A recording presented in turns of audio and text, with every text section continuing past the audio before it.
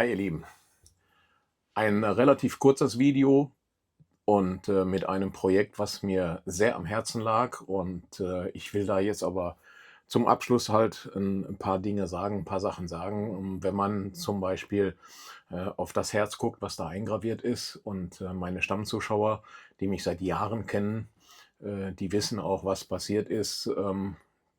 Ja, wir haben heute den 28.04. und heute vor 2 Jahren ist mein Neffe mit dem Motorrad tödlich verunglückt, und zwar mit 34 Jahren. Das war ein einschneidender Schock. Das war ganz, ganz schlimm für die ganze Familie, besonders auch natürlich für meine Frau und auch für mich. Und ich habe euch das damals mitgeteilt. Ja, und das ist jetzt 2 Jahre her. Und ja, vor ein paar Monaten kam ja die nächste Meldung.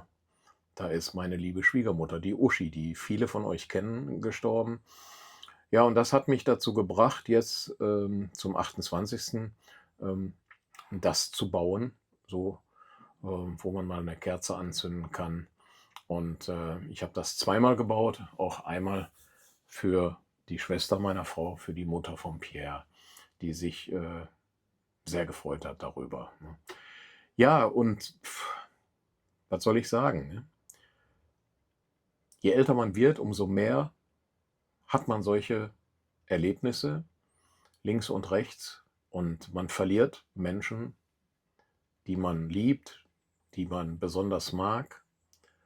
Und ich denke mal auch ihr, weil die meisten meiner Zuschauer sind zwischen 50 und 70 und älter. Ihr kennt das Gefühl, ihr wisst, wie das ist. Und da kann man auch dann nicht immer fröhlich sein und lockere Sprüche auf oder für ein YouTube-Video machen, sondern da möchte man auch schon mal einfach etwas bauen, indem man vielleicht Musik hört, für sich alleine ist, sich auf die Aufgabe konzentriert und nicht darauf achten muss, dass die Kameraeinstellung gut ist, dass der Ton gut ist und so weiter und so weiter. Ja, und die Freiheit habe ich mir mit dem Projekt genommen, und ich habe aber gedacht, ich zeige euch das, weil vielleicht der ein oder andere sagt, das gefällt mir, das finde ich sehr schön, das baue ich jetzt nach, weil ich habe auch Menschen, wo ich ab und zu mal eine Kerze anzünden möchte.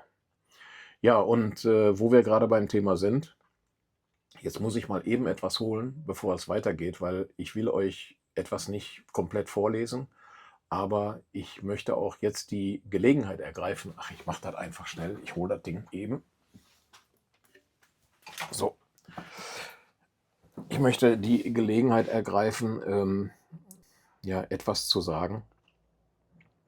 Viele von euch, die, wie gesagt, Stammzuschauer von mir, kennen den Namen Pete.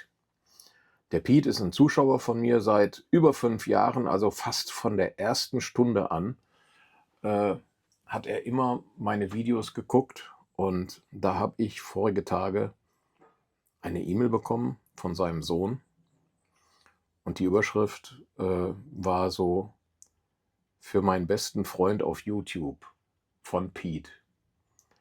Und die E-Mail hat mir aber der Sohn geschickt und hat mir mitgeteilt, dass der Pete am 14. April diesen Monats 2026 verstorben ist. Und da war ich sehr schockiert, und auch in dem Moment war ich sehr traurig, weil ich habe mich mit dem Pete, ist bestimmt schon 2 Jahre her oder 3, ich weiß es gar nicht, mal in Venlo getroffen. Der Pete kommt aus Venlo, ist ja hier bei uns in der Nachbarschaft, und der hat bei mir auch immer mitgemacht, wenn ich irgendwelche Dinge verlost habe. Und ja, da hat er mal eine Maschine gewonnen, ich weiß gar nicht mehr, was es war. Und dann habe ich gesagt, Pete, das sind nur 7 Kilometer, lass uns doch in Venlo treffen, ich bringe dir die Maschinen, dann lernen wir uns mal kennen.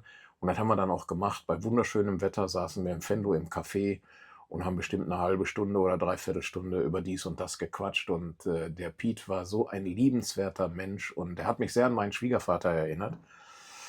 Ja, und vor einiger Zeit, ich weiß nicht, wie lange es her ist, vor 3, 4 Wochen habe ich nochmal mit ihm geschrieben und habe gesagt, hör mal, du kennst meine neue Werkstatt ja noch gar nicht. Ich würde dich gerne nochmal einladen. Hast du Lust, nochmal zu kommen? Und dann hat er auch das bejaht. und da wusste ich nicht, dass er krank war. Aber der Sohn hat geschrieben, er ist friedlich eingeschlafen. So wünschen wir uns das alle. Und damit möchte ich mich nochmal für deine Treue bedanken, Piet. Der Familie nochmal vielen Dank für die Mail, die sie mir geschickt haben. Die war ziemlich lang und war sehr berührend. Und so möchte ich jetzt das Video schließen. Und ja, aber jetzt auch wieder mit einem Lächeln. Das Leben geht weiter, so ist das leider. Nee, Gott sei Dank, ne? Kann man sehen, wie man will. Ich freue mich auf mein nächstes Projekt, auf das nächste Video und seid mir nicht böse, dass ich jetzt mal so etwas gemacht habe. Ich weiß, es wird auch da wieder den einen oder anderen geben, der den Daumen runter macht, was ich zwar nicht verstehen kann, aber muss ja jeder selber wissen. In diesem Sinne, einen schönen Sonntag und eine gute Woche. Euer Uli.